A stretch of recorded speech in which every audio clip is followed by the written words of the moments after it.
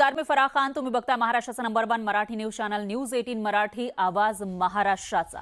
मंडळी, आजचं बुलेटिन थोडंसं वेगळं आहे, कारण आपण सगळेजण भोंदू बाबा खरात विषयी ऐकतोय. असे काही बाबा आणखी असतील जे लोकांना फसवतायत. मात्र हे बाबा लोकांना कसे काय फसवतात, कशा पद्धतीने ते लोकांच्या मनाशी खेळ करतात किंवा त्यांना संमोहन करतात, या सगळ्या त्यांच्या ट्रिक नेमक्या काय असतात ते समजून घेण्याचा प्रयत्न आज आपण न्यूज 18 मराठीच्या या बुलेटिनमध्ये करणार आहोत. आणि यासाठी आपल्यासोबत अनिश्चित कार्यकर्ते आहेत जे मागील अनेक वर्षांपासून काम करतात अनिश सोबत. आणि भांडाफोड एक प्रकारे म्हणता येईल, भोंदू बाबा कशा पद्धतीने सामान्य लोकांना फसवतात याचा या ठिकाणी करण्याचा प्रयत्न आपण करणार आहोत. आणि आपल्यासोबत मिलिंद देशमुख हे आपल्यासोबत जोडले गेलेले आहेत आणि ते आपल्याला वेगवेगळे प्रयोग आपल्या समोर करून दाखवणार आहेत. कशा पद्धतीने तुमची आमची फसवणूक केली जाते ते प्रत्यक्ष या प्रयोगाच्या माध्यमातून या ठिकाणी आपल्याला पाहायला मिळणार आहे. सर, आपलं खूप खूप स्वागत आहे. खरं तर आज भोंदू बाबा हा सगळ्यात मोठा विषय, चर्चेचा विषय ठरलेला आहे. आणि मुख्य म्हणजे अनेक लोकांची फसवणूक झाली आहे, करोडो रुपयांची फसवणूक झाली, तोपर्यंत त्यांना कळलं सुद्धा नाही की आपण फसवले जातोय किंवा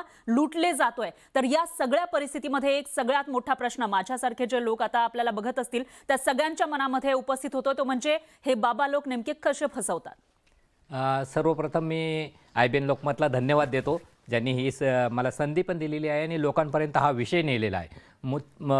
बऱ्याच वेळा हे जे भोंदू लोकांची एक गोष्ट असते की त्यांच्या अंगात काहीतरी दैवी शक्ती आहे, देव मला प्रसन्न आहे आणि माझ्या अंगातल्या दैवी शक्तीचं द्वारे मी काहीही करू शकतो. जे विज्ञानाला जमत नाही अशा गोष्टी मी करून दाखवतो, ज्याला लोक ते लोकांवर असं बिंबवतात की माझ्या अंगात दैवी शक्ती आहे आणि मी चमत्कार करतो आणि माझ्या चमत्काराचं मी असं काहीतरी प्रात्यक्षिक करून दाखवतो जे सर्वसामान्य लोकांना कळत नाही. त्यांचा विश्वास बसेल यासाठी किंवा त्यांचा विश्वास संपादित करण्यासाठी ते जे प्रयोग करतात किंवा ज्या ट्रिक्स वापरतात, त्याच्यापैकी मला काही वस्तू या ठिकाणी दिसत आहेत. त्याच्यातली सगळ्यात अवघड ट्रिक जी वापरून लोकांना फसवलं जातं ती नेमकी कोणती आहे? आता तुम्हाला दिसेल इथे एक माझ्या हातामध्ये एक कडी आहे. ऍक्च्युली ह्याला खरं तर लंगर म्हणतात. अशाच एका बाबाला, भोंदू बाबाला आम्ही पकडलं होतं विशाळगडापाशी आणि त्याचं नाव होतं लंगरवाले बाबा आणि त्याच्या हातामध्ये हा लंगर होता. आणि ह्या लंगरवाले बाबाकडे लोक वेगवेगळ्या समस्या घेऊन जायचे. मुलगा पास होईल का, मुलीचं लग्न जमेल का, कोर्टामध्ये आमच्या केसचा निकाल लागेल का, आजारी माणूस बरा होईल का, प्रत्येक प्रश्नाचं उत्तर त्याच्याकडे ही कडी होती. आणि काय करायचा, ह्या दोन मोठ्या कड्या दिसत आहेत आणि त्याच्यामध्ये ही कडी म्हणजे तुमचा अडकलेला प्रश्न. आणि तुमचा प्रश्न सुटू शकतो का, तर ही कडी जर बाहेर आली तर तुमचा प्रश्न सुटणार आणि ही कडी जर बाहेर नाही आली तर प्रश्न सुटणार नाही. आता असं कोणी किती ओढायचं, कोणाच्या हातामध्ये हे जर दिलं तर हे सहजासहजी कोणालाही काढता येणार नाही, कारण तो बघतो पाहतानाच त्यांच्या मनामध्ये येतं ह्या तर दोन मोठ्या आहे आणि ही छोटी आहे. पण त्याच वेळेला बाबा काय करणार की मी मंत्र म्हणणार आणि माझ्या अंगातल्या दैवी शक्तीने मी तुमच्या डोक्यावर ही कडी ठेवणार आणि एका मिनिटात, 1 मिनिट काय 15 सेकंदात ही कडी बाहेर निघते. आपण पाहूया आता तुमची समस्या सुटेल का, आपण पाहूया. आणि आता तुम्हाला दिसेल आता ही कडी बाहेर निघालेली आहे आणि तुमची समस्या सुटणार आहे असं. आणि लोकांना ते खरं वाटतं, समस्या सुटणार, प्रत्येकाची कडी निघणार. कडी निघणार ह्याच्यासाठी पैसे घेणार. म्हणजे तुम्ही पैसे दिल्यानंतर ही कडी काढून दाखवणार. तर ही कडी आत जाण्याचा आणि बाहेर येण्याचा एक मार्ग, हे तंत्र आहे थोडक्यात. ही कडी आत जाण्याचा आणि बाहेर जाण्याचा मार्ग हा आहे. ह्याच्यातून कडी ही आत जाते आणि अशा पद्धतीने ती अडकते. ओके. मुद्दा हा आहे की आपल्या लोकांमध्ये वैज्ञानिक दृष्टिकोन नसतो. कडी बाहेर येण्याचा, मुलीचं लग्न ठरण्याचा, कडी बाहेर येण्याचा, मुलगा पास होण्याचा, कोर्टामध्ये माझ्या बाजूने निकाल लागण्याचा काही संबंध आहे का?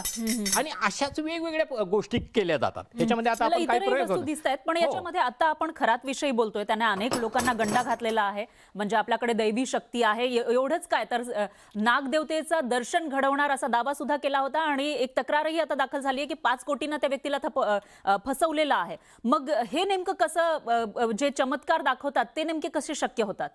म्हणजे तर लोकांचा अशा गोष्टींवर विश्वास असतो, जसा भूतांवर विश्वास आहे. या जगामध्ये सगळीकडे लोकांना असं वाटतं ह्या जगामध्ये माणूस मरतो आणि त्याचं भूत होतं आणि मग भूत काहीही करू शकतो.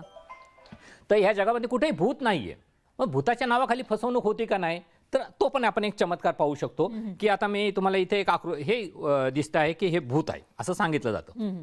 आकार तसा केलेला आहे आणि हे भूत जे आहे ते मी जे सांगल ते ऐकतो. म्हणजे आता त्याला मी बांधून ठेवलंय पळून जाऊ नये म्हणून, पण तुम्हाला दिसेल इथून सोडलं तर इथून असं वर खाली येतो. पण मी जेव्हा त्याला सांगेल की वरून खाली यायचं नाही तर ते खाली येणार नाही. कसं ते मी सांगतो. आता इथं मी त्याला वरती ठेवलेलं आहे आणि त्याला मी सांगाल की खाली यायचं नाहीये तू, तर खाली येणार नाही. खाली येऊ नको, तुला मी सोडणार आहे, मी सोडल्यानंतर पण तू खाली यायचं नाही आता मी त्याला सोडलेलं आहे आणि तो खाली येत नाही आणि मी त्याला म्हणाल थोडा हळूहळू खाली ये, तर तो हळूहळू खाली यायला लागेल. अच्छा. हळू. मी त्याला थांब म्हणतो की थांबणार पण आहे. मध्ये येऊन थांब बरं, मध्ये येऊन थांब. मग तो मध्ये येऊन थांबेल. आणि मी त्याला सांगेल की अजून हळूहळू ये, पटकन ये, पटकन येणार. ओ, हे आता कसं शक्य झालं? याच्यामागे काय लॉजिक आहे? ह्याच्या मागे लॉजिक साधं आहे की हा नारळ घेतलेला आहे. नारळाचे 2 मधोमध तुकडे केले. नारळाला 3 डोळे असतात, एक डोळा कच्चा असतो, तो आरामशीर होल होतो. दुसऱ्या बाजूला मात्र तुम्हाला ड्रिल मशीन किंवा स्क्रूड्रायव्हरने होल करावं लागतं. हे 2 होल केलेले आहेत. ही दोरी टाकण्याच्या आधी आणि हे 2 करवंट्या जोडण्याच्या आधी मी एक काठी घेतलेली, मध्ये आडवी लावलेली आहे. अच्छा. आणि दोरी वरून टाकताना काय केलेली आहे, काठीच्या मागं घेतली आणि मग परत जेव्हा मी दोरी ओढून धरतो ती काठीला टेकलेली असते. अच्छा. आता ओढून धरली त्याच्यामुळं दोरीने काठीला थांबवलं, सगळ्या त्याच्यामुळे तो दोरीचा थांबलेला आहे. जर मी हात सोडला तर खाली येणार आहे. मी ताणून धरलेली आहे. पण लोकांचा असा भास तयार केला जातो की भूत मला प्रसन्न आहे. आपल्याकडं ह्या भोंदू बाबांकडे जाऊन इलेक्शनमध्ये मला मतं कसे जास्त मिळतील असे पण प्रकार केलेले आमच्याकडे उदाहरणं आलेले आहेत की ते सांगतात की माझ्याकडे इतके भूत आहेत, तितके भूत तुम्हाला मतं देतील. आणि राजकारणी लोक जातात तिथं आणि त्यांना खरं वाटतं की ह्याला भूत प्रसन्न आहे आणि भूत ह्याचं ऐकतं. पण हे सगळ्यात सुरुवातीला म्हणजे लोकांचा विश्वास संपादित करण्यासाठी सगळ्यात जास्त मोठ्या प्रमाणामध्ये कोणती ट्रिक वापरली जाते? सगळ्यात आधी हे भोंदू बाबा फसवण्यासाठी काय सांगतात? पहिली तर गोष्ट म्हणजे अशोक खरातच्या बाबत असं सांगता येईल की तो स्वतःला असं सांगायचा अंकशास्त्र तज्ज्ञ आहे आणि लोकांचं भविष्य सांगण्याचा प्रयत्न करायचा. आता एखाद्याचा भूतकाळ सांगणं ह्याच्यामध्ये काहीही चमत्कार नाहीये. भूतकाळ कोणी पण कोणाचा सांगू शकतो. पण जेव्हा तुमच्या मनातलं मी ओळखतो असा मी दावा करतो आणि असं काहीतरी तुम्हाला सिद्ध करून दाखवतो. म्हणजे आता तुम्ही इथं आहात आणि मी तुम्हाला काही भविष्य सांगणार आणि तुम्हाला ते सिद्ध करून दाखवल, तर असे पण मी काही प्रयोग करून दाखवू शकतो. कसं शक्य होतं? हो, आता मी तुम्हाला सांगेल की तुम्ही एकदम सरळ मनाच्या आहात, तुम्ही सत्याच्या नेहमी बाजूने असता, तुम्ही तुमचा हात नेहमी वरच्या बाजूला असतो, म्हणजे तुम्ही देत असता नेहमी. लोकांना तुम्ही मदत केलेली आहे पण लोकांनी तुमचे पैसे परत केले नाही, अशा काही गोष्टी सांगतात. पण एवढंच नाही, मी आता तुम्हाला सांगतो की तुम्ही शालेय जीवनामध्ये गणित तुमचा विषय कच्चा होता, नव्हता. आता तुम्ही असं म्हटला, आता मी प्रूव्ह करणार बरं का ही गोष्ट, आता कॅमेऱ्यासमोर प्रूव्ह करणार. माझ्याकडे गणित 2 गणित आहेत, एक 5वीचं गणित आहे आणि एक 1ली 2रीचं गणित आहे. मी कोणतंही गणित विचारलं तरी तुम्ही चुकीचं उत्तर देणार आहात असं माझा दावा आहे. हा, कितवीचं गणित विचारू? पहिलीचं विचारा. हा, ज्याचं कच्चं असतं तो 1ली 2री म्हणतो. तुमचं चांगलं असतं तर तुम्ही 5वीचं म्हटलं असतात.